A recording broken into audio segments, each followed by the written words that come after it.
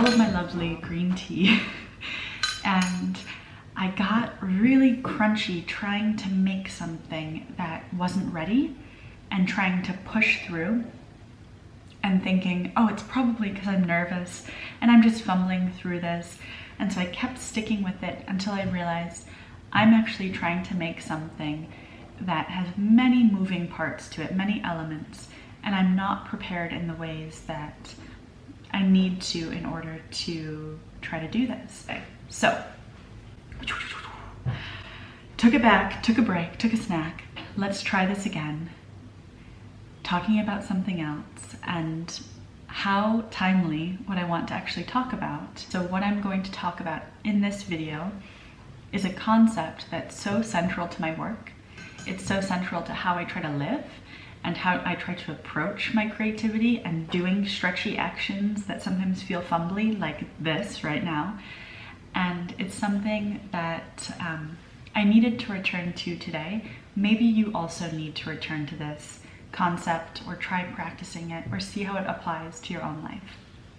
And this concept is something called playful reverence.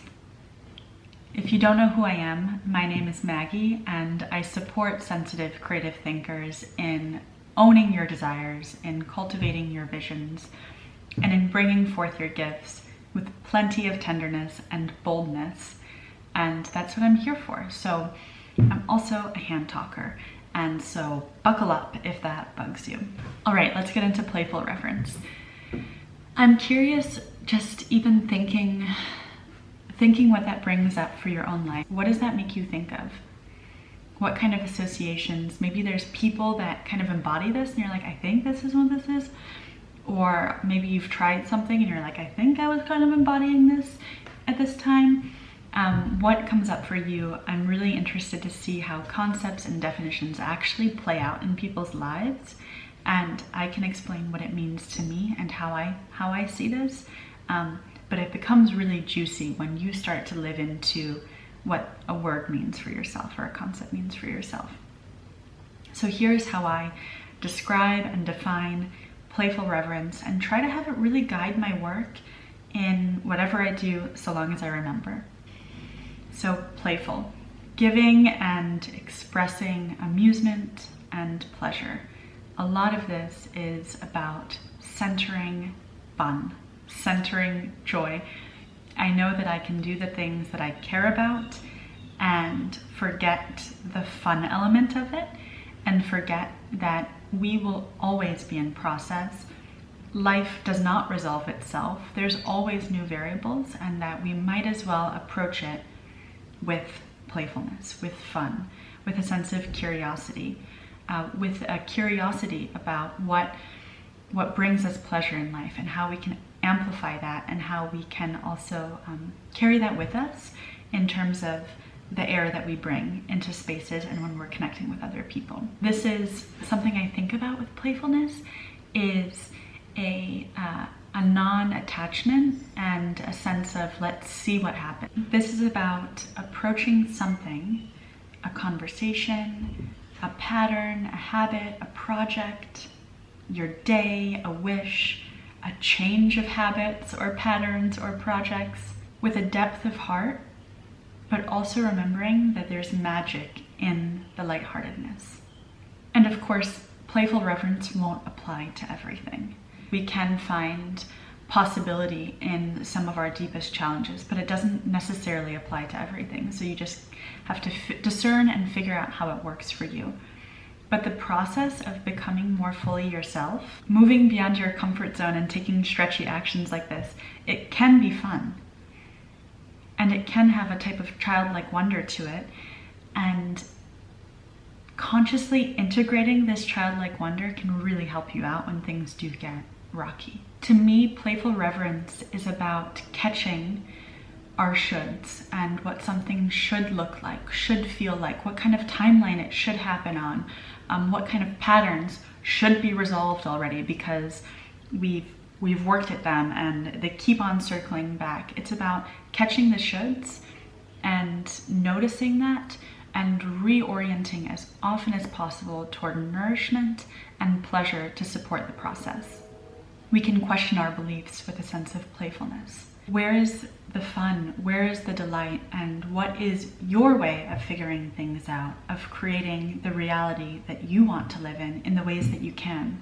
We definitely don't need to always feel motivation or feel inspiration to take action and to continue to move forward. But our enthusiasm, at least, has so much wisdom, and I really think it kind of knows the way, right? Our enthusiasm can create shortcuts.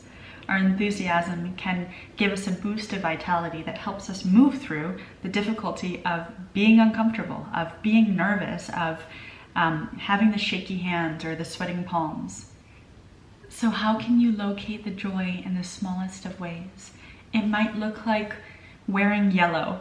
Like this even, got this at Goodwill. How cool is this, right? This gives me joy. This sparks joy to drink my tea in. And I'm drinking green tea, which I really am learning to enjoy. And this helps, and this is yellow. So wearing yellow, or basking in laughter, being available for humor, being available to crack up, and seeing the humor in things. Rolling around with a pet or an animal. Making yourself lunch or snacks that delights the kid in you, talking to a dog, taking a new way home, singing into your hairbrush, making up a song or a riddle when you're in the shower. You can eat some baklava or add some cayenne into your hot chocolate. The idea here is just looking at all of these micro moments in the days where you can create more and more openings for joy and pleasure and playfulness, in a way that really respects what the landscape of your everyday is right now, instead of forcing or pretending or faking it. You might make a list of anything. Make a list of things that delight you and paste it up on the wall and give that wall a high five as you do it. And you can definitely add that exclamation mark that you were thinking of not adding in that email. Go ahead and make it a double exclamation mark if you want, it's okay. Something that I fell into today as a great reminder, especially on really dreary days like this, where I really need to actually complete something that's taking me so long to complete, exploring what the opposite of playful reverence looks like in order to get to know it better. So tuning into how you maybe approach certain things out of feeling like you really need to, or maybe because it's a practice tendency, or it's how you learn to approach something. Where are you practicing trying to overly control circumstances, or overly manage, or overly attaching to the outcome? And what does it look like? Just 2% to try to create a little opening to see into the possibility of what playful reverence can add to that experience. So this is just a gentle musing in itself. I have a podcast called Gentle Musings. This is a little gentle musings about the concept of playful reverence, and I'm really curious to hear from you. How do you actually practice playful reverence in your life right now, consciously, or maybe in the ways that you've never noticed before? If you look around and see, where am I really cultivating delight? Where am I really focusing on orienting toward pleasure, practicing deep care and non-attachment? And where might you need to actually add that in a little bit? One way that I constantly center playful reverence in my own life is through practicing something called discovery writing, which is writing into what I don't know for the sake of trying it out, for the sake of writing and being in the process so fully, and seeing what happens when I engage in my curiosity and my creativity in a way that's purposefully not attached to the outcome. So every month, twice a month actually, on the first and last Saturday of the month, I facilitate something called Community Discovery Writing Gatherings. And I think this is why I was forgetting to focus on bringing in the playful reverence into something I care about, making a video for you, because it's been about a month since the last one. We are approaching the end of a month, and so it's coming up.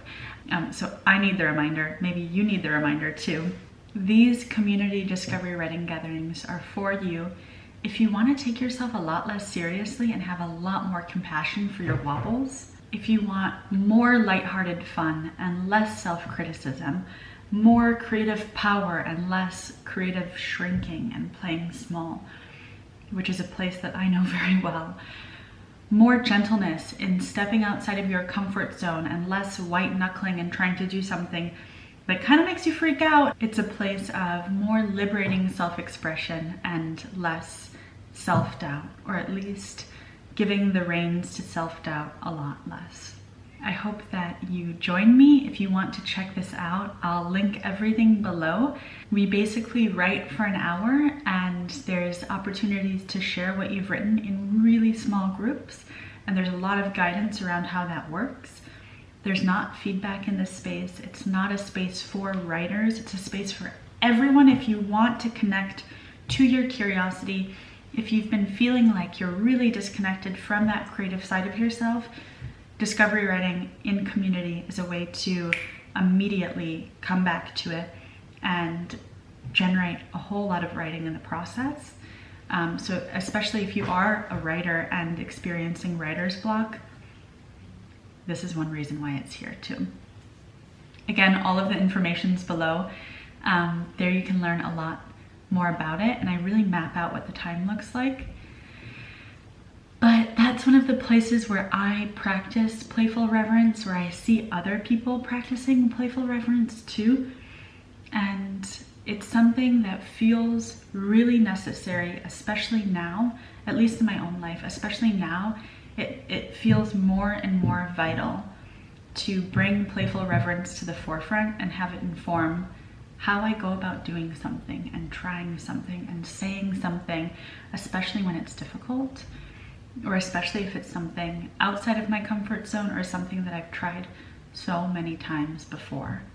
One of the benefits of having these writing gatherings on Zoom, even though I know that Zoom can be a bit tedious to get yourself to, we have people joining from all over the world, and people from all different ages, all different walks of life, coming together to lean into curiosity, to creatively witness what comes up for them and others, and see actually in action what happens when we bring playful reverence into practice. So it's a really beautiful experience, and I hope that you check it out if you haven't been before. And if you have, maybe you're a participant and you're watching this, I hope to see you at one of the future ones, and I can't wait to write together again soon. That's what I've got for you today. Take really good care, and until next time.